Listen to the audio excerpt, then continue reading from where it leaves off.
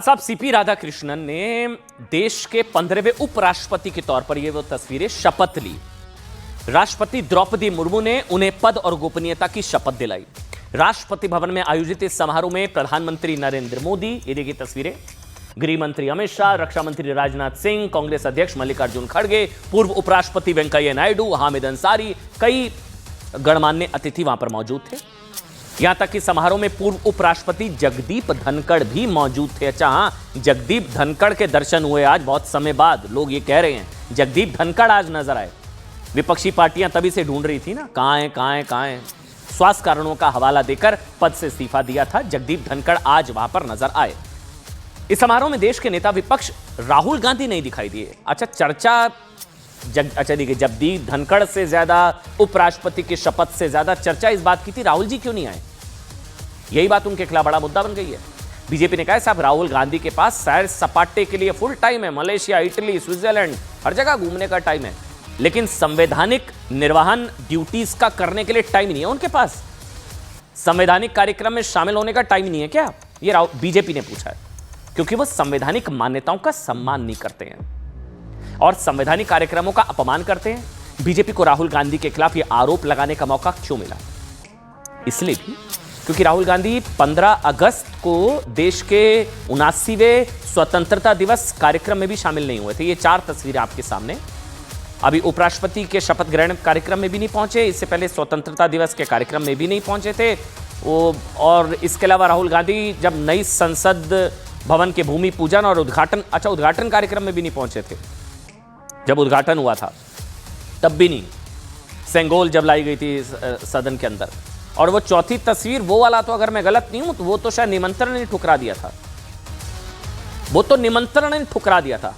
राम मंदिर प्राण प्रतिष्ठा, तब कहा ये तो बीजेपी का कार्यक्रम है, ये तो बीजेपी का कार्यक्रम है, इसमें राहुल गांधी ने इसमें हिस्सा नहीं लिया।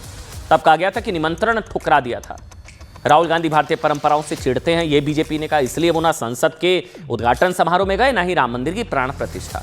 लेकिन स्वतंत्रता दिवस, उपराष्ट्रपति शपथ ग्रहण समारोह, वो तो देश का संवैधानिक कार्यक्रम है, उसमें एलओपी होते हुए राहुल गांधी क्यों नहीं गए?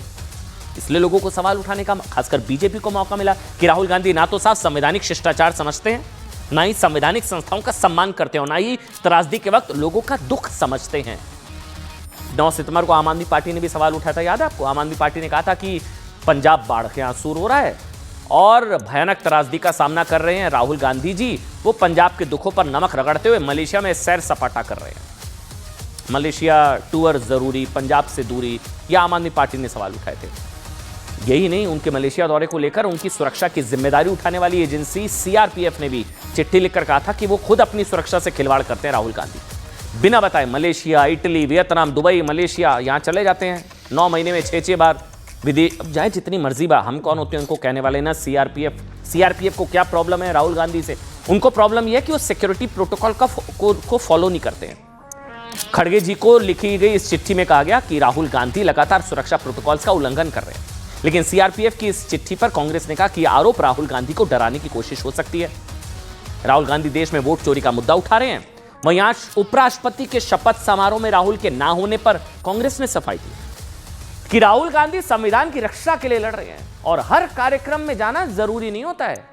सुनिए, संविधान और संवैधानिक पदों का अपमान, यही बन चुकी है राहुल गांधी की पहचान। राहुल गांधी जी विदेश में तो प्रोटोकॉल सिक्योरिटी का तोड़ते हैं, पर देश का भी प्रोटोकॉल तोड़ते हैं। सोचिए ना, आज वाइस प्रेसिडेंट का इलेक्शन हुआ, जो भी हुआ, आपका प्रत्याशी हारा भी हो, आपके 15 वोट जो है वो कम हो गए हो, इसका मतलब ये थोड़ी है कि आप बहिष्कार कर देंगे।